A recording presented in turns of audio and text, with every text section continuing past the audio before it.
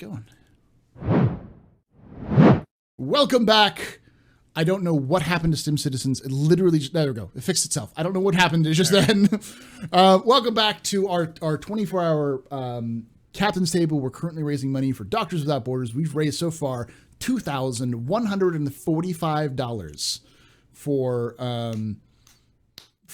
Doctors Without Borders. So if you want to help us out, !MSF in chat. They give you a link. Not MSR. Not MSR. I keep doing that. It's MSF. And we're actually giving away, courtesy of CIG, a Avenger LTI game package. So if you want to hop on that one, exclamation point raffle for that one as well. So, and if we reach our goal of $3,000, I'll give away another something. I don't know. Maybe he'll make it worth your while. Yeah, I might do something stupid and give away like a 400i or something like that, because it's good for the cause. So, all right, let's get started with introductions. We'll start over here with the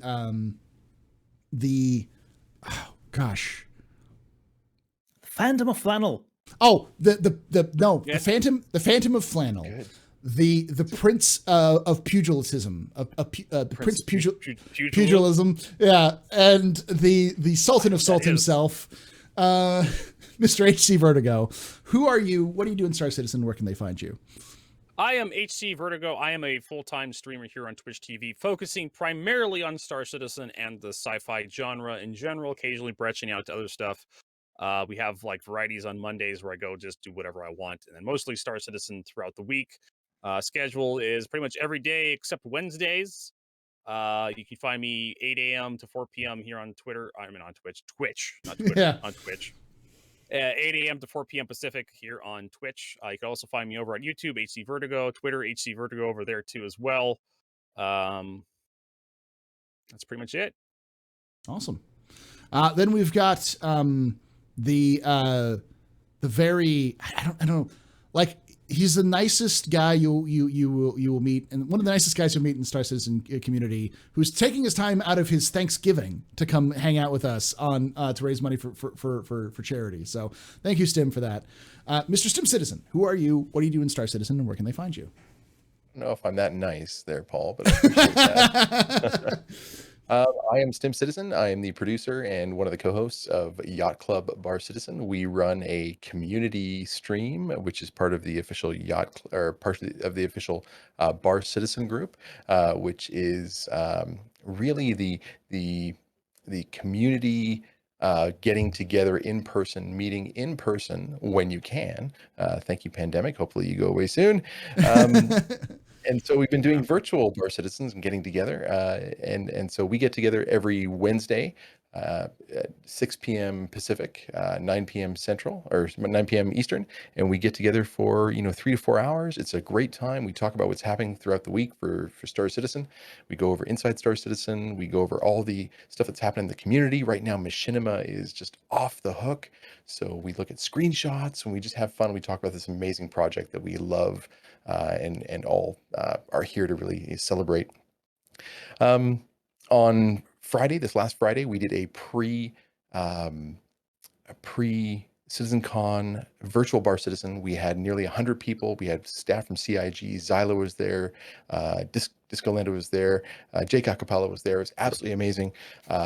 Paul, you were supposed to be there too, but you had other things to prep for, so I totally get it. I was planning on doing it, and then I was just like, I need sleep. I need to sleep. Fair. That's just what's going to happen. Totally fair. So you missed an amazing time, but don't worry, because this Saturday coming up in 6 days, we have another one. We're going to be the last one is about all the hype leading up to it. Now we're going to be able to talk about it just like we're doing on this show today. So if you haven't had enough still of all the VODs coming down and all the chat that's happening, especially with this 24-hour live stream, there is an opportunity coming up in 6 days to hang out and do it.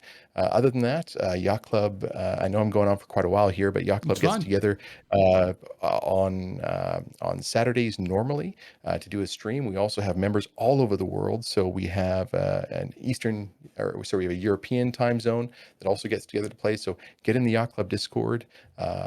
probably do a shout out with the link at some point. Otherwise, guys, thanks, Paul, for that amazing introduction. And great to be here. I'm just so excited to be back on, seeing HC Vertigo. I always call you HTC Vertigo. I'm sorry. To see HC Vertigo again. Crucian Crucian Gaming. Crucian Gaming has the exact same problem. HTC made some great phones. I had one. Yeah. I had several. They make great Vive too. The head So Yeah. and Sorry, I butcher his name every time I try to think of him for some reason. No worries. He And then butchers of my course, name, I butcher his name. cool. And then Darj, man, it's a pleasure, always a pleasure being on with you. And of course, Paul, it's an honor to just hang out with you and spend time talking about this amazing verse that we talk about. yeah, So. it's I will say, based off of what I've seen with Vertigo, I will say this with your just a brief moment I saw you walking around playing Star Citizen in 315 looting. My first thought was Vertigo is engaged. He's absolutely focused. Every inch of his brain is focused on it. Helmet, Paul.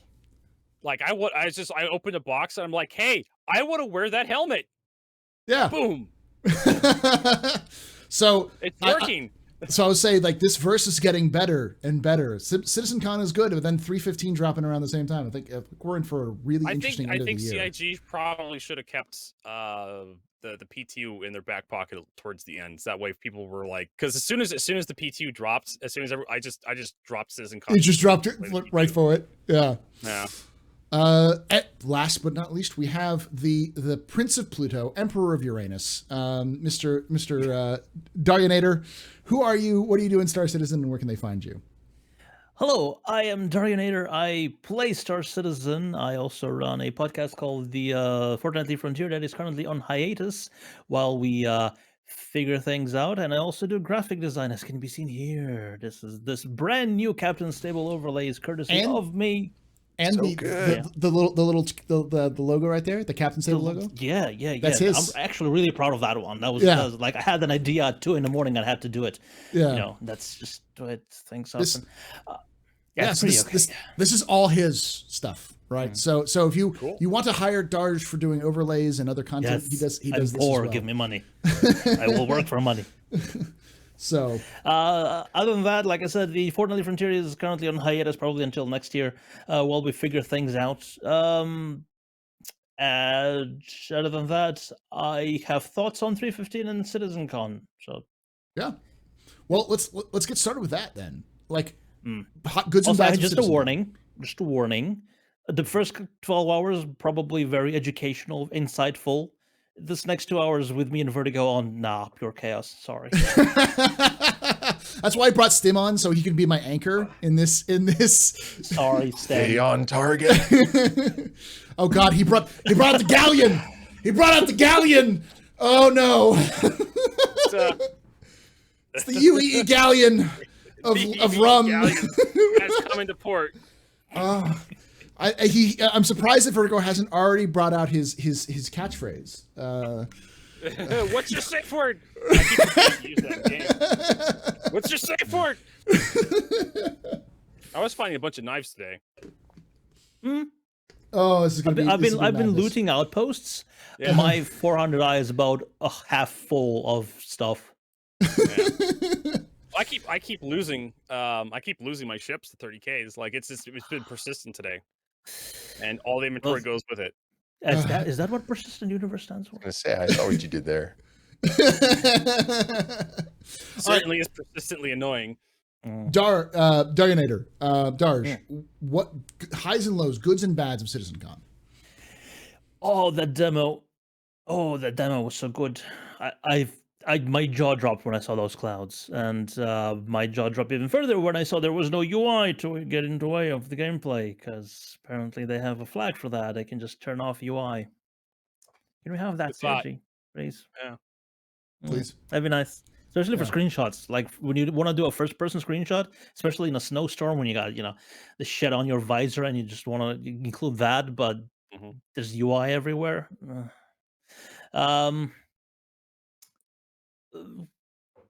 Yeah, now you got me. What else? Is there anything that stands out? Like the about the panels? Anything in the panels? Primarily, I was really looking forward to the Christopher Bolty panel. I think it was okay. I need to rewatch it. I need to rewatch Tony's. Whose idea was Yeah. it to put Tony at hour 7? Like, I'm a millennial. I don't have the attention span for that. It was already too much information by, like hour 5. Yeah. Yeah. And I also think what they should have done is split out the demo into 2 parts, like they did on the last proper CitizenCon. That would have kept, like, that would have brought the audience back, and yeah. Well, other than that, couple of lows. The audio panel, I was excited for it. I was hoping they would show more audio design and do some more demos of what it's going to sound like, not just tools, because that's an ISC. Yeah. Eh. Any other downsides, or was that pretty much it? I also think that there's a lot of information that could have been condensed. I don't think they had enough for 8 hours, and towards the end, it really felt like they didn't have enough stuff for 8 hours. All right, Stim, goods and bads, highs and lows. All right, I'll start with the bads. First thing is the pre-recorded format. There's some things about it that I absolutely loved. The cadence of the information coming at you was so fast. So if you blinked, you missed things. So when we were streaming, it was hard to really pay attention with people in chat and kind of see what was going on there because it was so much coming at you. I really missed some of the down tempo, more conversation that was going on, even though it was, round table, the panels that they kind of had. I missed some of that time in between where you could reach over and chat with someone and communicate. So it was less social. It was more of a watch party kind of concept. And I just like Darj, I got to watch a lot of things over again.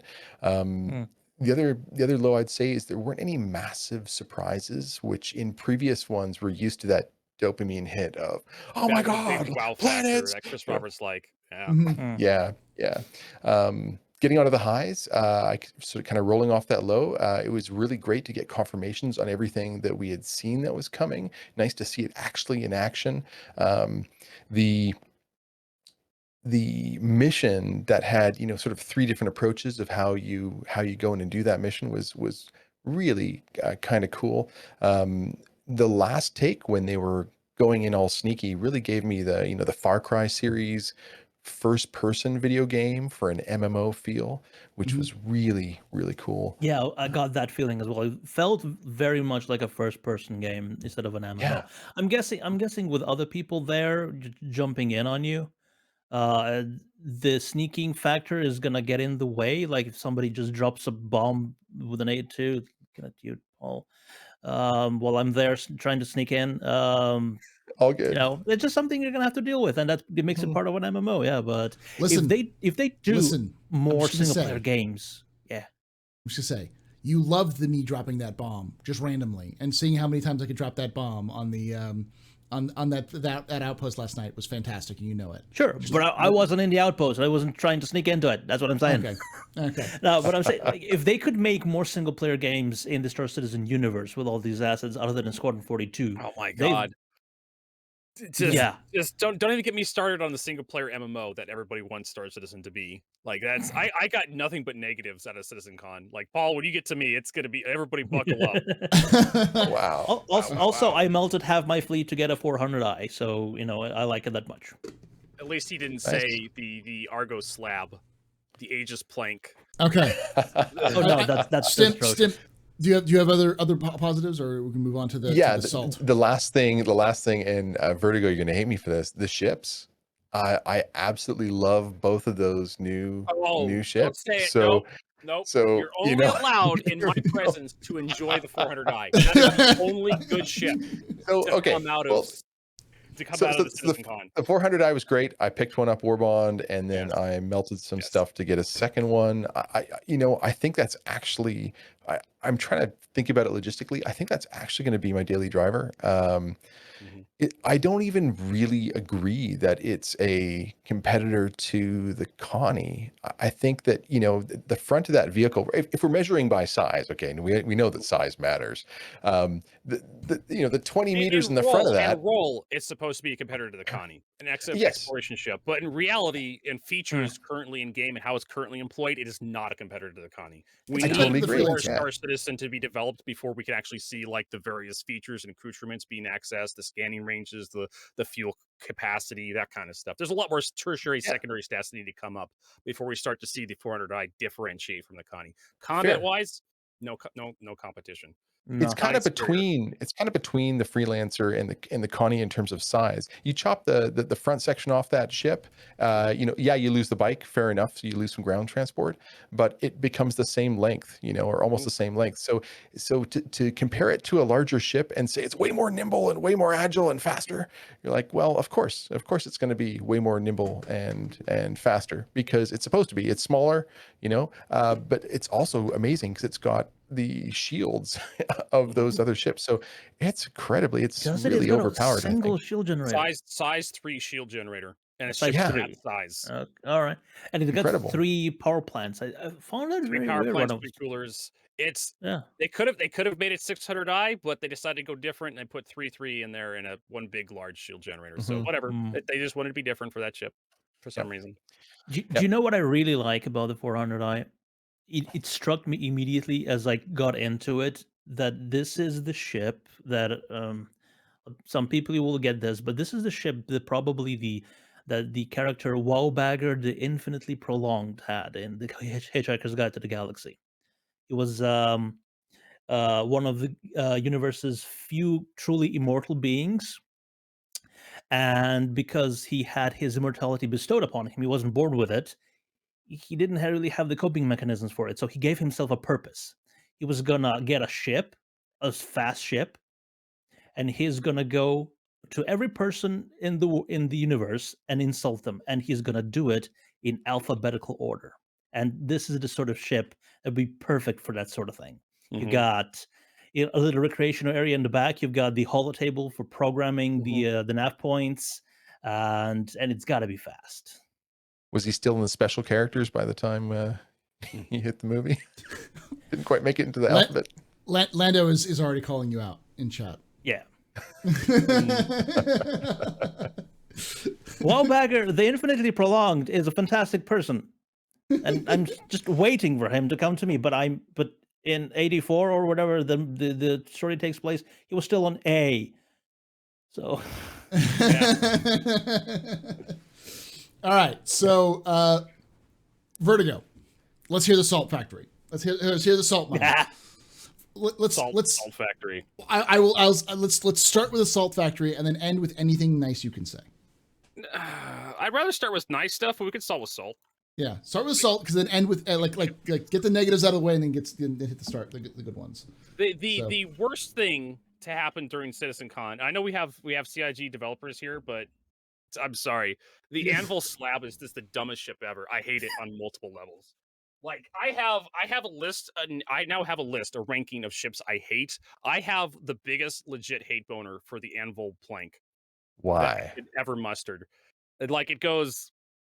If I have to rank the ships in just the order that I hate, it's the Anvil, the Anvil plank, the Grey Cat Rock DS, the Constellation, Solid Outland Nomad, the 600i, and then the Constellation. And the Constellation has fell down that list with the recent patches because the Constellation has gotten better over time. Vertigo, would it be suffice to say that the Anvil Liberator is you hate it as much as I hate the Redeemer? Yeah. Okay. I probably even That's more some hate. because That's some hate. I was spitting on my microphone talking about it today. I was that mad about it. It's as I hate it. I hate it as a Star Citizen fan. And I hate it as an Anvil fan. Like it's double the hate on one ship. I mean, everybody's laughing, but I seriously hate this thing. Like I will hurt people's feelings talking about it, and I don't give a shit. It's Is, like, is it the visual design or is it the functional Yes. design? Yes, Oh, yes both of to it. everything.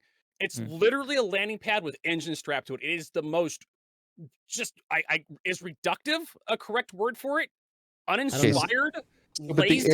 The Ares is a gun with a ship attached to it. The Yeah, that should Pioneer have is a been an anvil ship. factory with a ship attached to it. Yeah, The that should have been an anvil ship, not a consolidated outland, not a crusader ship. The slab, the brick, the plank should have been a crusader industry ship, but no, it's an anvil ship. Anvil gets the table scraps from other manufacturers. Like when the designers decide to get out of their lane and design ships because they're tired of drawing Aegis ships, like, oh, let's just make it, let's just do just fucking anvil ship, just fuck my shit up. That's what anvil is today.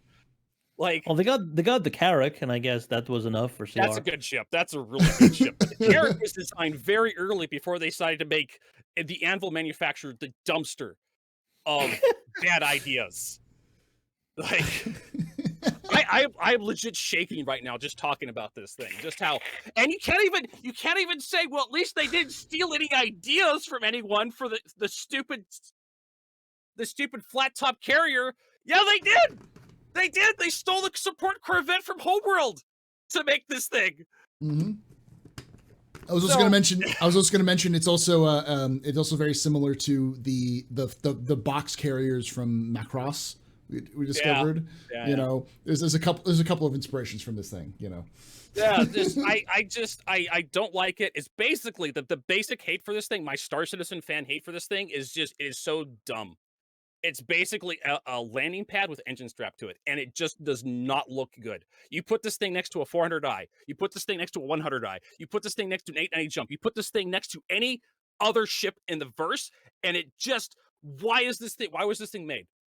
It doesn't have to look good though. Even Right. even some of the ugly ships, even the Valkyrie looks pretty good next to this thing. Like, it's just tubular engines down the side and a flat top on top, and it was just like, yeah, ship it. It's good. Like, what was it? Was this thing designed on a Friday afternoon at 4:30? And is this like we're going to the bar at 5 o'clock? Was it just rushed to production or something? Was it just Function over rubber form. stamped through? Like, I'm serious. I hate this thing. Like, if you're not feeling my absolute vitriol for this one ship through my microphone, like, you should understand just how I do not like this thing as an Anvil fan or as a Star Citizen fan. Like, good.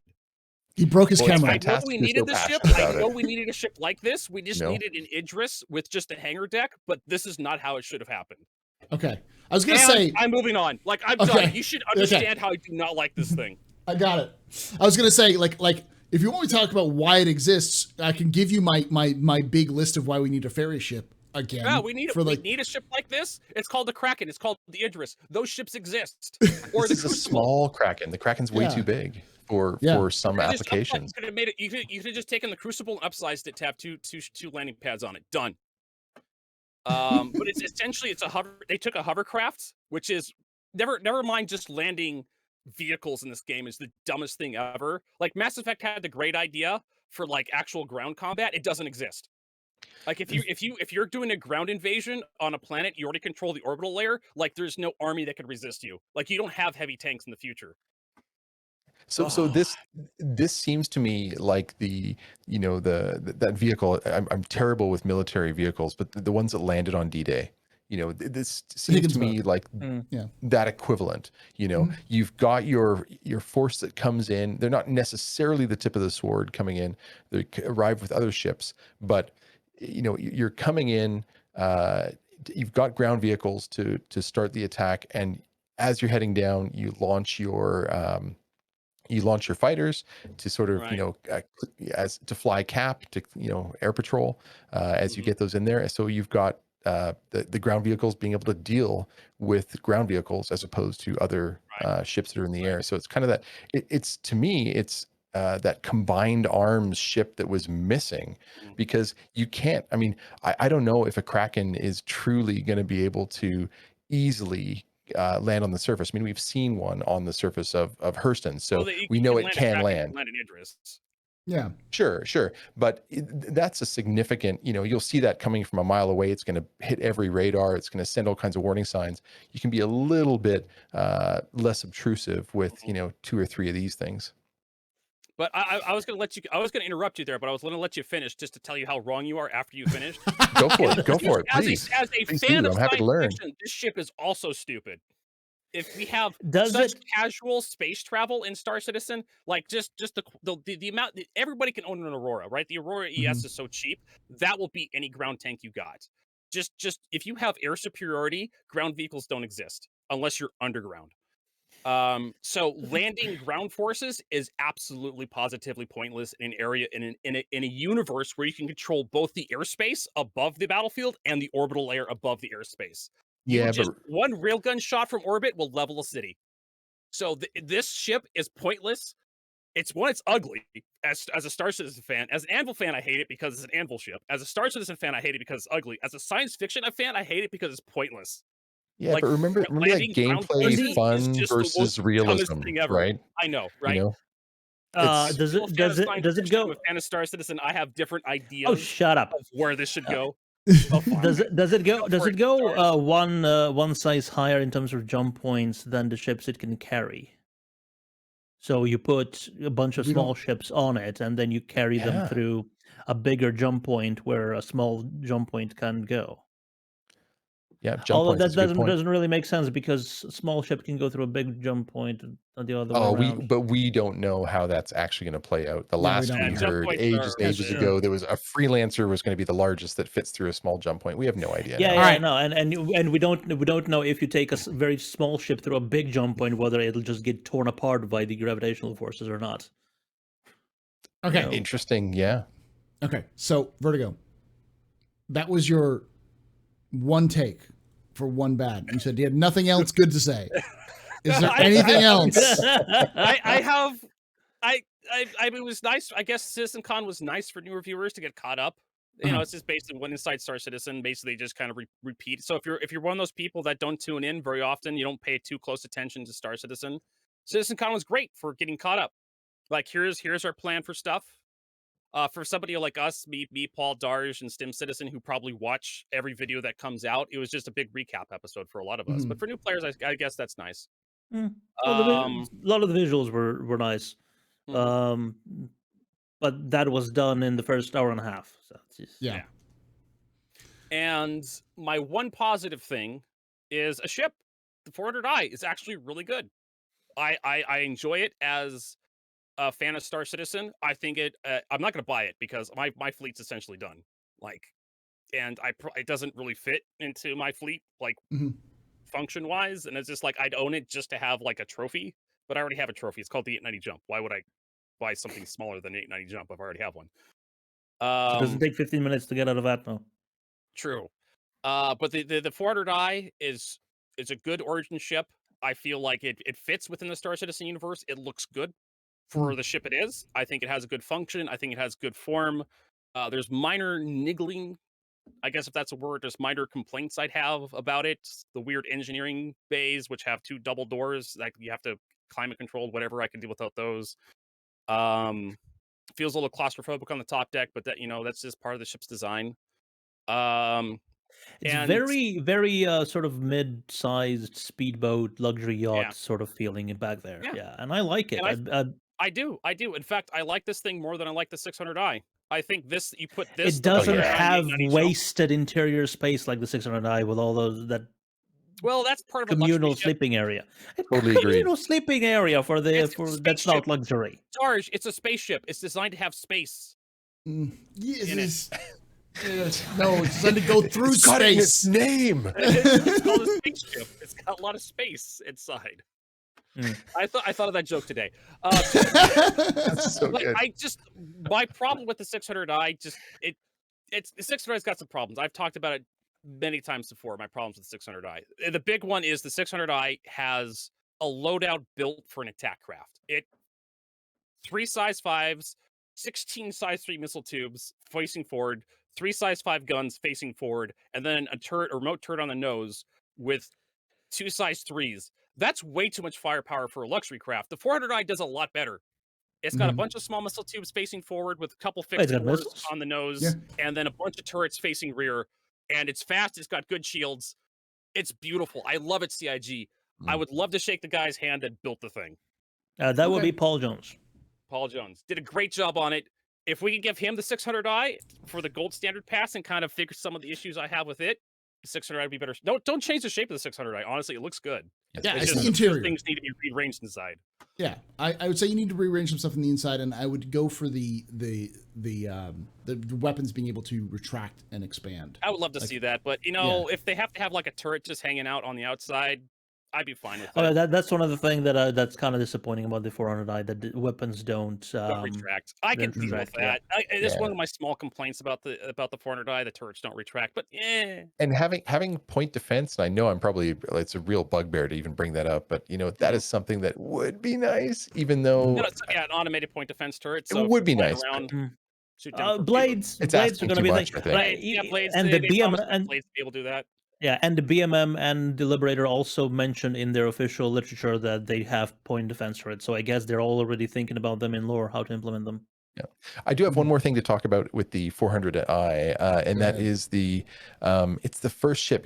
Vertigo, you brought up, it being the gold standard potentially if it were to become that gold standard. Mhm. Well, it was the first ship to really start saying, "Hey, these are the crew quarters. This is where you put your stuff, your Yeah, it has you know good. It your has inventory, your the physicalized space. inventory. This is where you put it." Yeah, and that was pretty I'd have excited. to. I'm gonna pull an actually on you. I don't have my glasses here to go. Well, actually, Actually, I'm trying to remember the first ship. I know the first ship that had accessible inventory was probably the Vanguard rework. It actually had stowage compartments that actually popped out of the side for Yeah. that stuff. I'm sure there was something else that did not have interactable stowage compartments, but it were labeled like stowage or something. was that for armor and personal stuff, or was that just for For what? For Yeah? guns? Okay, They had a nice. gun rack that popped out of the Vanguard, and they had like an armor rack that popped out of the site too. Well, you notice how That now was that the stuff's Vanguard hitting the rework came Q&A, before the right? Ferry. That's important now. Yeah. Back then it was a Yeah. footnote of things that might come in the future. Yeah. But the fact I do like it. I find the suit stowage that actually pops out of the wall. Like you open the door and the suit storage actually comes towards you. I find that kind of weird, but that's an Origin thing, right? Like that's an Origin quirk. Like they're really slow elevators. Well, the 400 elevator isn't that slow though. It just pops up in a single frame And- sometimes. And I love the fact that they're now in the Origin 400i has an elevator and a ladder right next to each other. I mean, it looks kind of ugly, but you know what? Hey, if the power goes out, you're gonna want that elevator there, that ladder there. Hmm. I want the bat pole.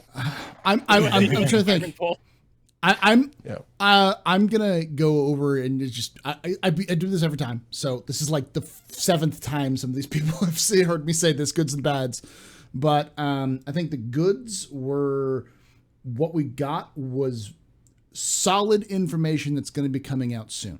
Like I would say, it was realistic for the next year. Most of that stuff, and I think that some of the stuff was nice. I think the bads was how it was arranged. I think in their defense, if you're a new viewer, I think it was pretty good. yeah. But for someone who's watched a lot of Citizen, someone who wanted that sizzle, there was no sizzle. It Yeah. was just kind of a retread Well, of existing information. I feel like it was front loaded. Like a lot of the sizzle was front loaded, and then it just kind of tapered off to the end and just kind of ended. It should have split it in half somehow. Like there's had a 2-part thing. Yeah. For what the team was given, the team who produced it was given, and the time they had, it was fine. I recognize, as someone who does editing on YouTube, and I'm sure you can recognize this as well, Darsh, because I know you do this as well. There are times when you sit there and go, I've got to get this out in like this number of days because I know I got to get it out. Do I want to sit here and fiddle with it? Do I want to really massage it and get it perfect? Or do I need to get this out there because I've got, this has got to get out? And I can imagine sitting there as an editing team with 8 hours of footage, probably 24 to 100 hours of footage, and having to go through those footage and edit this all together. There's going to be some time where it's just like, I'm up on it. I can either try to find some B-roll for this, or I can just push this. And there's a saying I was taught a long time ago. The pursuit of perfection is the enemy of just good enough. Just good enough. Right. Yeah. Right. You know, There's also, I think we lose sight in the fact that, we are so focused on this project all year round, all the time, that when the con comes, we know everything that's going to be revealed unless they surprise us. And that's why, the negative is, wow, there weren't any, huge things we didn't know about. The audience that they're trying to do this for, yes, it includes us. 100% it does. Right. Especially because, we help propagate the information as well. But they're really focusing on the masses. They're really focusing on those. So a lot of people they're not following it as close to us, as close as we are. They are wowed by these things. They are excited about what's coming. They are excited what they saw this year versus what they saw at the last CitizenCon, which may or may not be the last time they even looked at the project. So, but I saw what I was going to say, yeah. I'll finish it up, is that the big things were, I felt a lot of tell, not show. And especially with Citizen Cons, I expect more show, not tell. Like the audio panel was just two guys talking, which was just. I felt the same thing about the Vulcan panel.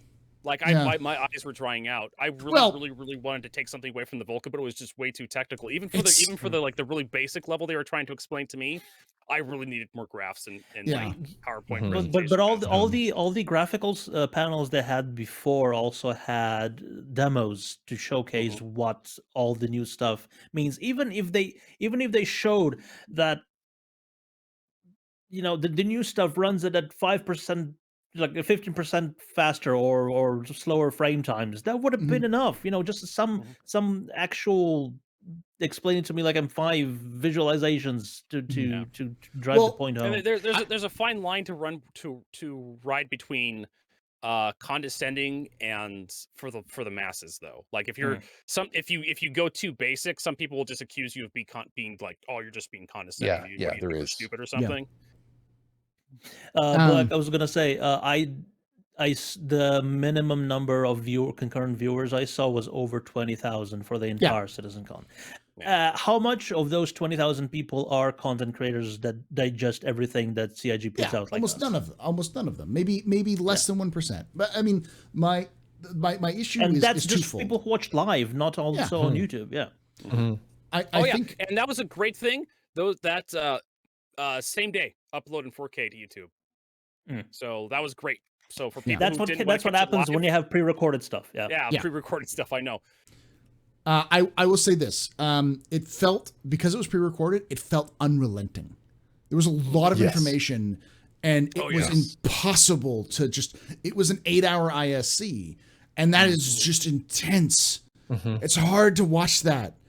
I think what also helped feeling that pressure for me was that it was really high technical stuff too. Yes, Vulcan, server meshing, sound, talking about like how they're building, like, oh, here's how we build ships, and here's how we're building the Bounty Merchantman concept stuff, and and so I wonder who came up with Claudius as the name for the was it Ben? Was it Disco? Somebody with a pun going through their veins.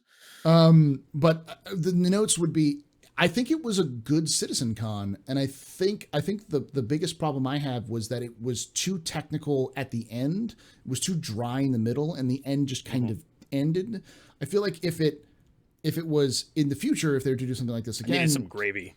You need to have some break up that good stuff throughout the, maybe they have the ship stuff at the end or in the middle. Like, I think like there's some pacing issues there in terms of like to keep people going, and maybe having longer breaks between the videos. Like, I know that sounds like blasphemy to have like 15-minute downtimes, but like, well, boy, I need to use the bathroom, and I felt like if I was using the bathroom, I'd forget something and then I'd be completely lost. So I think it did in the live ones they had people roaming through the halls, talking to people. You actually had stuff breaks like that in between. Yeah, I'm actually having to disagree with you, Paul. Like, I don't think this is the best CitizenCon they've ever done. Oh, no, I didn't say it was the best CitizenCon they've ever done. I just said it was a good CitizenCon. You said it was a good CitizenCon. Like, I'm disagreeing with that point. I'm trying to be a little polite here, since I kind of shot my wad. I gave him both barrels for like the ample raft. So we're trying to pull it back a little bit, but I was not too pleased with the CitizenCon. I feel like there's a good CitizenCon.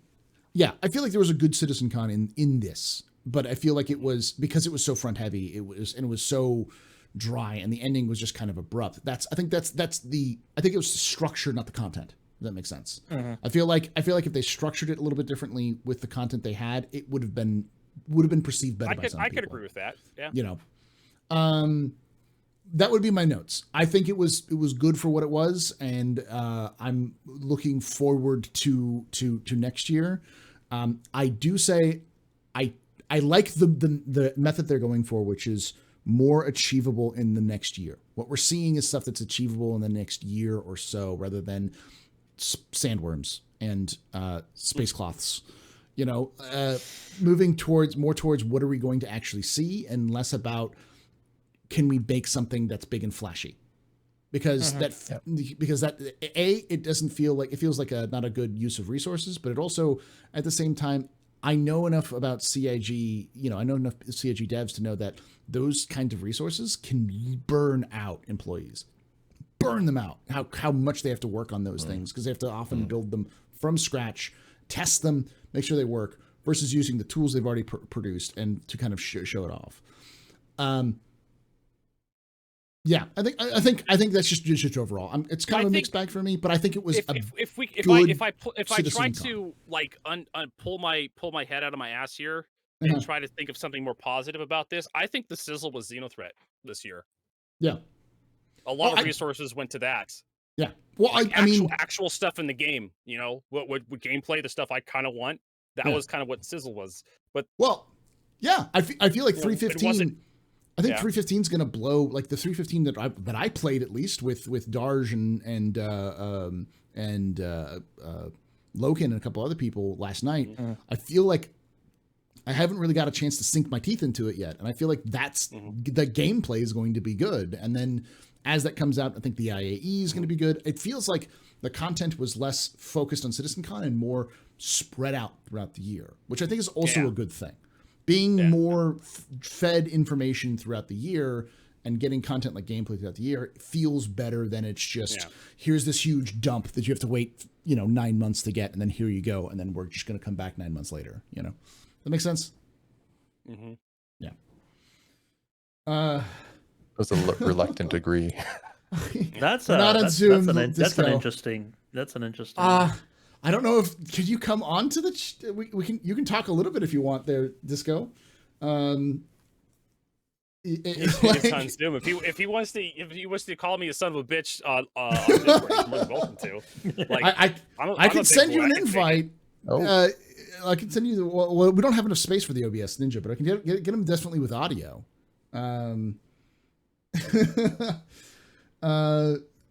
It's just one of those things. Like, I don't want to get the Disco in trouble for having to do it. Give me the audio link. Okay, here we go. It's a Discord link. I don't know if I have you in Discord. There we go. I have you. I don't know if you still use this. There you go. Darj, you need to put together a five-person cam there. Well, Paul and I had a discussion about that. Yeah, there we did. used to do 5 people a long time ago. Hello, Disco. Cheap? It's a bitch making it actually look good. What? Hey, Disco, good to hear you. Hello. Hey. I hear you're doing good. I hear you're on vacation now. Tomorrow. Tomorrow. Okay. Oh. I think he's on vacation. He's working. He's actually Today's calling my into the standard. podcast. Only half working Sunday. Okay. There we go. How you feeling, man? Are you recovered from everything that's been going on? I will be. It will be good. No, I wanted to comment. Okay. Astropub. Probably has probably knows I usually tend to speak out when somebody is dead wrong about something, but Paul actually hit the fucking nail right on the head. Right there. There has been a seismic shift in moving away from saving everything up for one period of time and spreading that stuff out all over the year. Mm-hmm. As ISC gets better and starts covering more and more things and gets more and more access to more and more features, and these features get spread out throughout the year, there is a natural and unavoidable consequence to that. Mm-hmm. And that means there's no special reserve in the tank for big giant reveals. When we're sharing everything up to the minute and holding very little back. I mean, even those even those outposts. I mean, you saw those outposts on ISC for months. If you had never seen them, if I Right. had not put them in ISC, Yeah. and you had seen them for the first time, all those people would have been like, "Oh my God, what the hell are these? These are so much better than what we've had before." But because we have to feed that weekly beast, it's it's like starting a character in D&D or any other tabletop. You Right. can't put 20 in everything. If we put more points into the weekly stuff, those points have to come out of somewhere else. And you saw where they came out of. Yeah. So I think we could go with Stim Citizen says, and this is something I've kind of thought that this Citizen Con is not for us content creators that have consumed everything. Not solely. There's some truth to that too. I think there's a natural there's a natural consequence to consuming everything as well. You know, it's what, you know, when you go to a buffet, you're not supposed to eat everything at the buffet. You know, but some of us, and I'm including me, I do it for my own pet projects too. Some of us go to that buffet and we eat everything. And what happens is when you're done and you get to the end like that, you know, you look around and everybody else is all nice and satisfied, and that person had the great mashed potatoes, and that person had the mediocre steak, and that person had the frickin' jello, and you're and if you're like me, if you are that person that consumes the entire buffet, you're just sitting there horribly distended, going, I didn't enjoy this at all. Why didn't I enjoy there was this? nothing that stood out. You know, everything just melds away into this mesh of Uncomfortable. everything. Now, in years past, we would have said nothing about all of this stuff that's coming in 315. And you would have heard about inventory, brand new yesterday. You would have heard about healing, brand new yesterday. You would have heard about all this stuff, brand new. And it would have made for a great single day. But then everybody would be like, why the hell does ISC suck? Yes. Every week, over and over and over again. It's literally the Kobayashi Maru. You're not going to win. We can put our points in this, or we can put our points in that. And we tried something a little different. We put our points in the weekly stuff this year. I vote for ISC, you know, getting the weekly content coming through, and then exactly what you did this year. I think it was fantastic.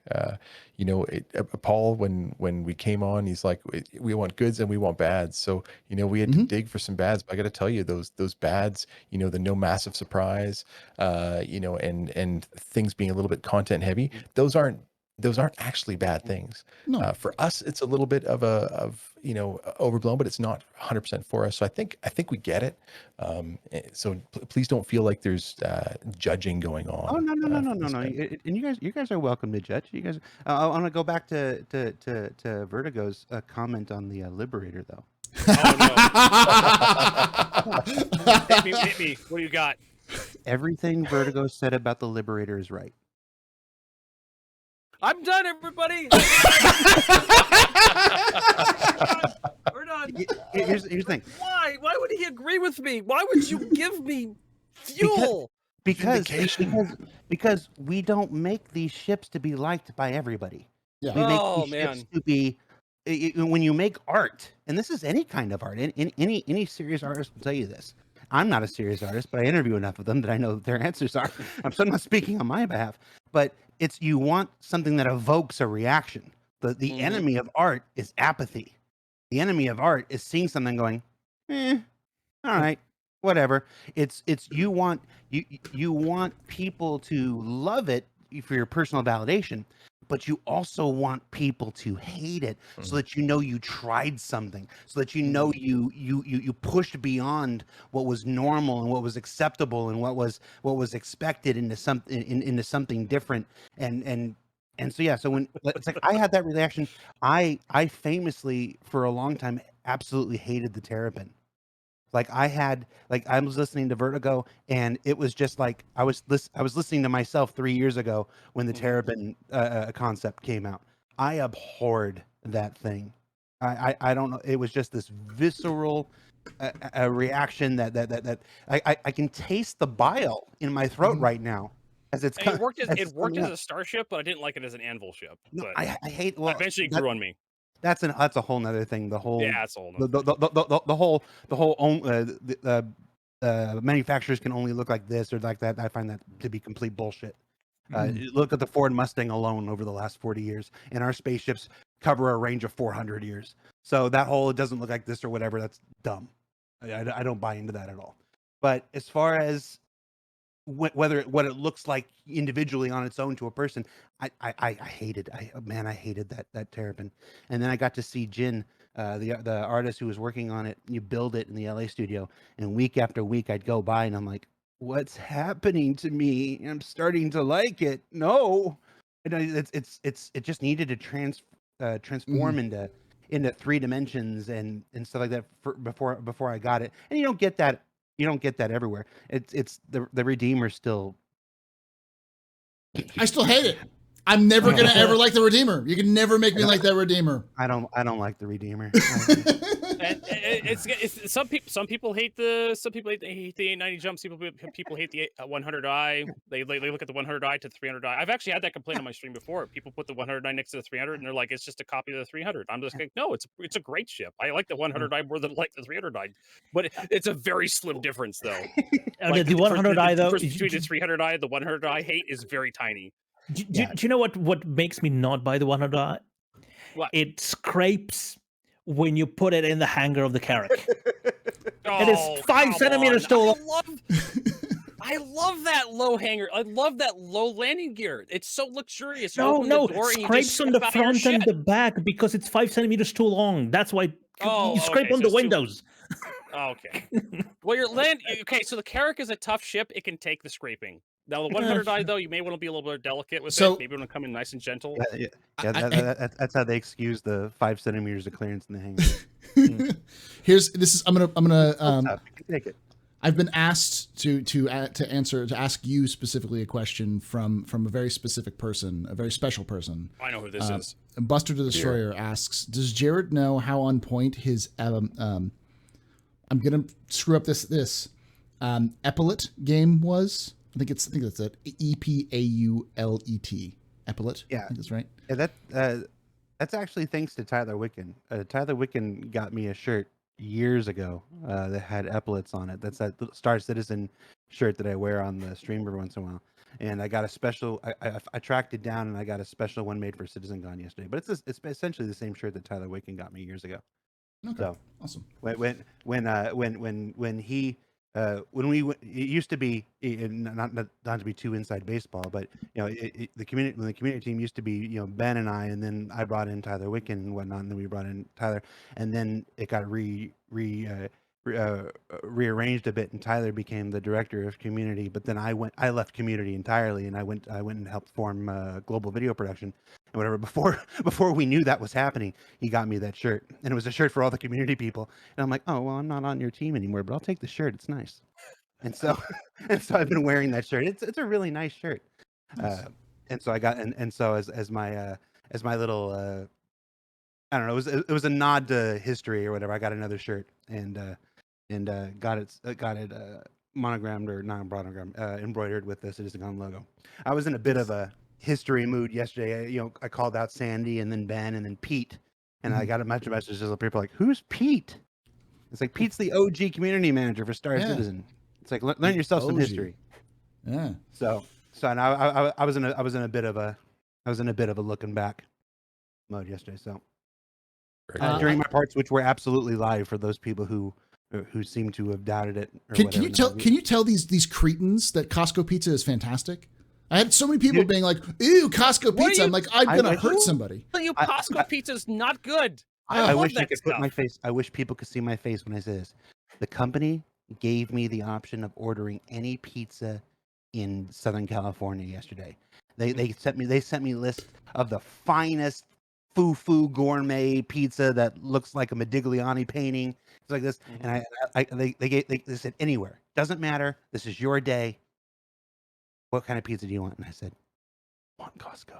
There we go. Thank you. And they looked at me. Sometimes you just want a ball of grease. Costco, they almost give away the pizza, right? It's been like $1.50 forever since I can remember. And it's intentional. Great. It's intentional. I think there was some story about how the CEO said that if you raise the prices of the pizza and the hot dog, I will leave. Like it's been $1.50 since like the 80s, and they've hard stamped down on that you will never raise that price. So Yeah. Is the size it. getting smaller though?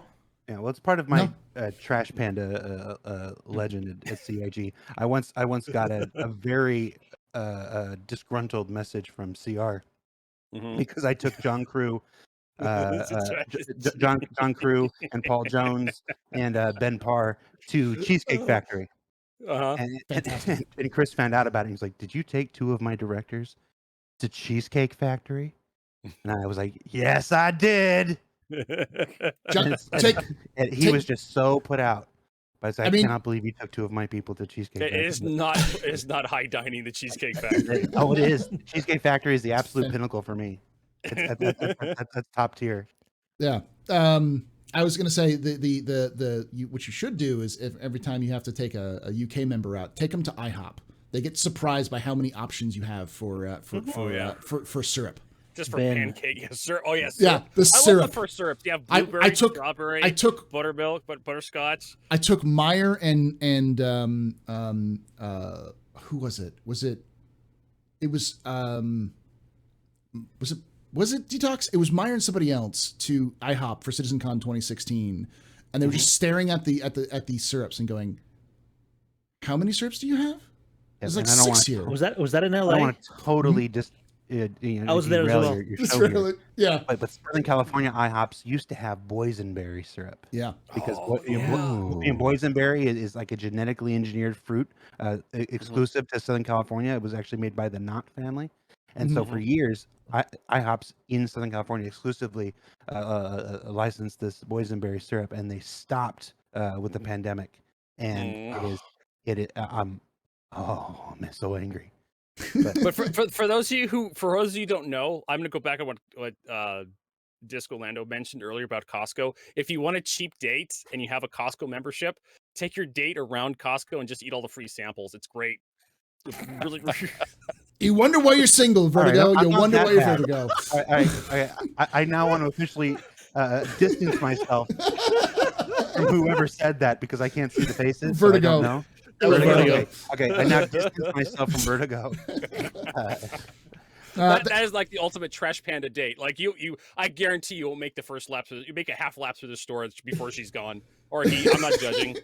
Not judging. All right. Well, thank you for coming on, Disco. I will say, in my defense, I about good and bads. I feel like no one's perfect, and everyone can use pointers, even myself, or even some feedback. So, I will say that everything I do and say on this channel is meant with love and respect for you and your team, because I understand the struggle as someone who's done work with YouTube. I know that struggle of staring out there and going, I need more B-roll.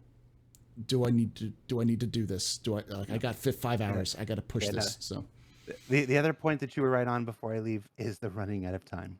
yeah, I don't think there's any point in hiding it or pretending otherwise. If folks who are following me on social media know that 2.5 weeks ago I was filming this stuff in England, and to do 8+ hours of 4K content, Sometimes you just gotta end it.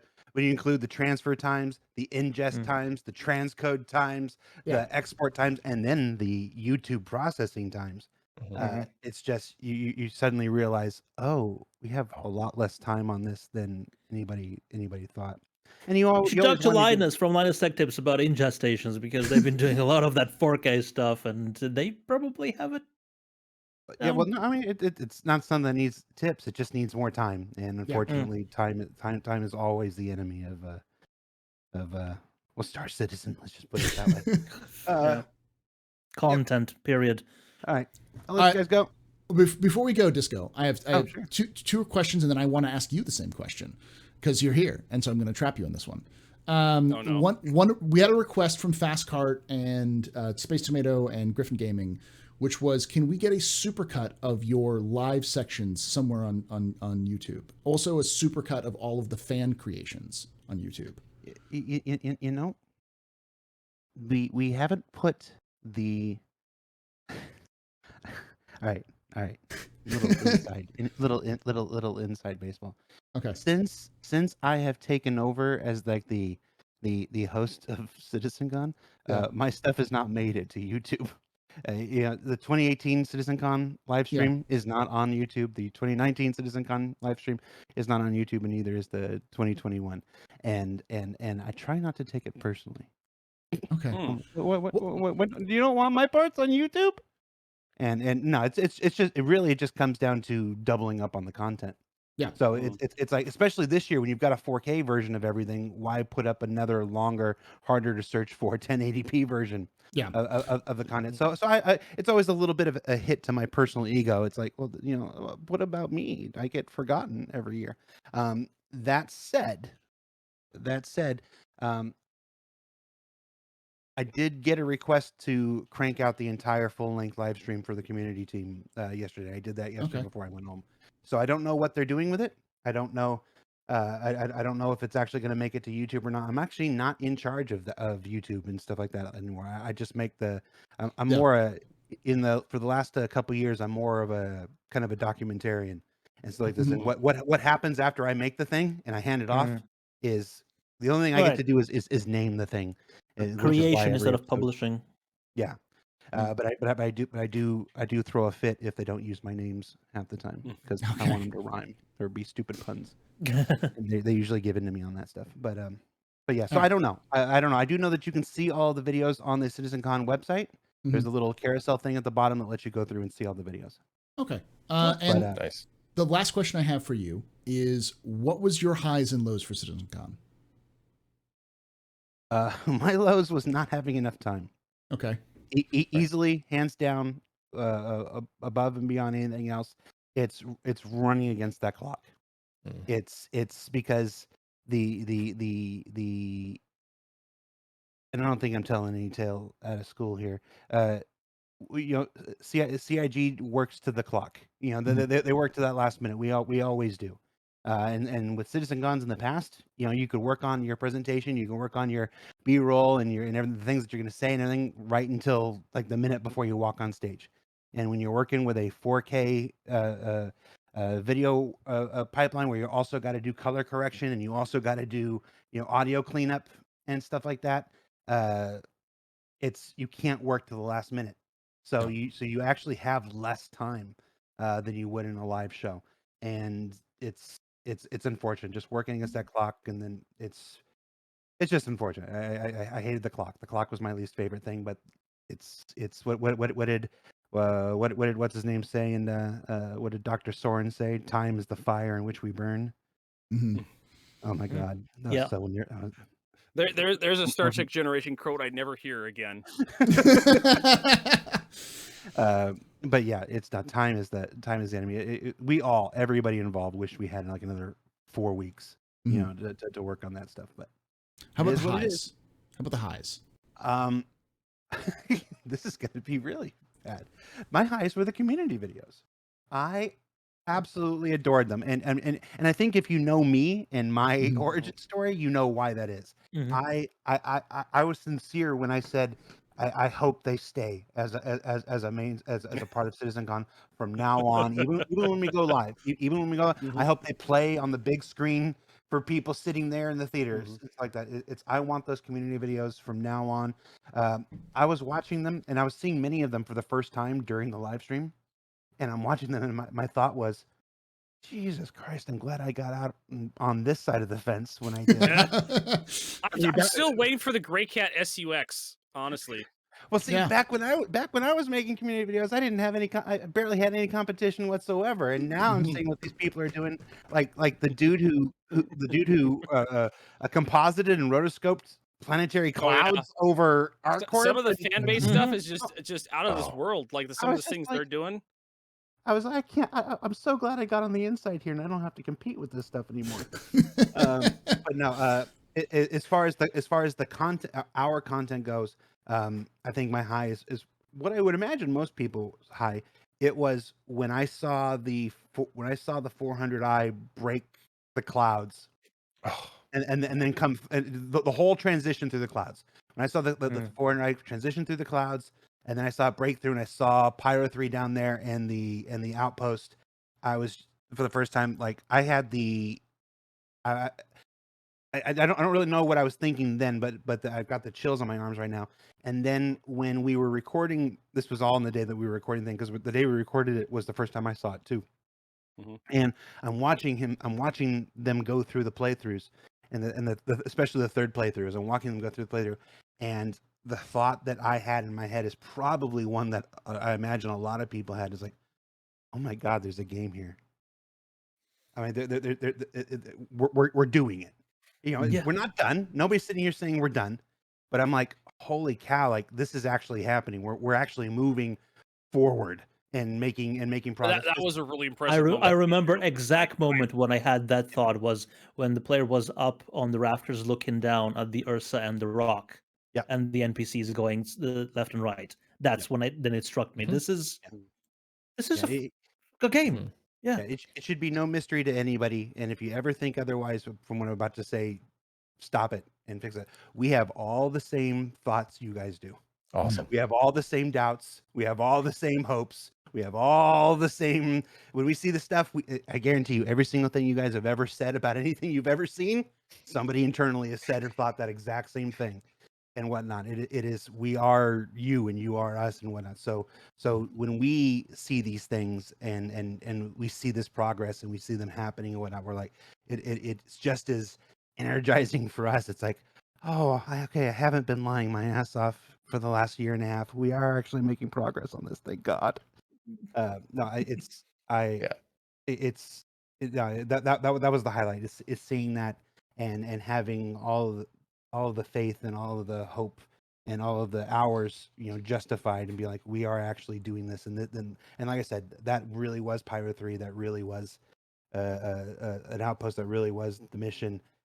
And it's when we get server meshing and stuff in, that's what's going in. So it's we stopped. Oh God, this will have to be the last time because I'm Yes. totally. But the the sandworm was 2016. We haven't built anything specifically for a demo since 2016. Like that should stop then. It's 2017 was ArcCorp, if you remember, and you got the ArcCorp that we showed there. 2018 was Lorville and Hurston, and that's what went in. 2019 was Microtech, and that's what went in. It's 2021 is Pyro 3, and that's what'll go in. I still see this the sandworm criticism or whatever, and it was justified. It was absolutely justified for 2016, but it's literally been half a decade since that happened, and we have shown in our demos, in our keynote presentations for CitizenCon, the thing that you're going to get, you know, next year, usually every single year for half a decade now. So believe, like, that's what it was. People were playing it. That was the real AI. Do we want the AI to be better? Yes. Will the AI be better by the time this comes out? Hopefully. But yeah, we changed. We shifted gears half a decade ago, and what you see in these things are what we're working on and what's going into the game. So Thank you for coming on, Disco. But say what you will about the sandworm, it did give us the shitty joke meme template. Yes. Yes, And- yes, it did. And it did scary. get. I did get to hear Darj sit next to me during 2016 screaming, "Ride the worm, Muad'Dib!" in the middle of that, and it never. And I think it made it on the broadcast, so that's okay. The very last thing. The last thing I want to add to this. The last thing. This is the last one, right? This is the very, very last one. Who was doing the third walkthrough, and do I need to send them a copy of the Geneva Convention? All three walkthroughs were played by James Cameron. Okay. James Cameron is a fantastic filmmaker. Mhm. No, James Cameron, he's a member of the he's a QA member, just like Glenn, just like Melissa, just like Sarah. Glenn actually, if I'm not mistaken, Glenn got promoted. He's no longer QA. He's now he's actually a designer now. Nice. Congratulations, Cool. Glenn. I don't know if that was my story. That's a great success story. Like usually going from QA to developer. Oh yeah, designer. no, he is narrative designer 1 now. Oh, Oh, Wow. So, nice. so sorry So if I Success outed you, story there, Glenn. Glenn. Sorry if Congratulations. I outed you, Glenn. But No, yeah. no wonder my bingo card didn't get filled out. I had the Glenn, CR yelling at Glenn, and that, just no, nothing. So you're saying this? I gotta. James Cameron's in the UK office, so I gotta send the UK office a copy of the Geneva Convention, as just so they can post it on the QA wall. Be like, stop killing civilians. Well, the June Convention is restricted solely to Earth. Solely to Earth. There's no section in the Geneva Convention for Pyro 3. I gotta know that now. That's good. Pyro Good 3 lore. is unclaimed by the United Empire of Earth. Yeah, Exactly. there's no laws there. I can confirm that now for the for the lore piece that I'm going to do on this. Thank you, Disco. How about those ragdolls? Those ragdolls were killing. Those ragdolls were killing us. No, it's Star Citizen. To me, it's endearing. Like, oh, Star Citizen with bugs. Who'd have thought? That's the thing, you know. They're like, should we re-record it? And it's like, no, because if this were live, that's what was happening. It's like we keep the verisimilitude here. So yeah, I was actually counting the number of reloads before the reloads took on the custodian. I'm like, well, that's number 3, and it finally reloaded. yeah, there was the reload bug. There was a reload bug that was driving us crazy. There was the I think it was. ragdoll. It worked when you were crouched, but not standing up. I think that was it. I have to watch it 5 more times, but I will gladly do so.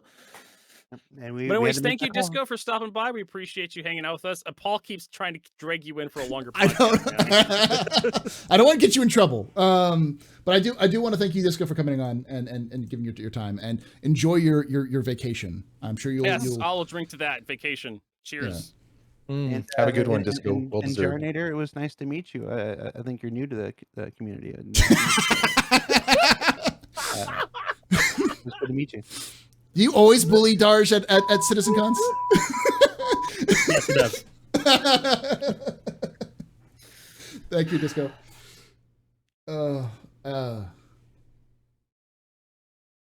Classic. Oh I'm gonna man. remove him. There we go.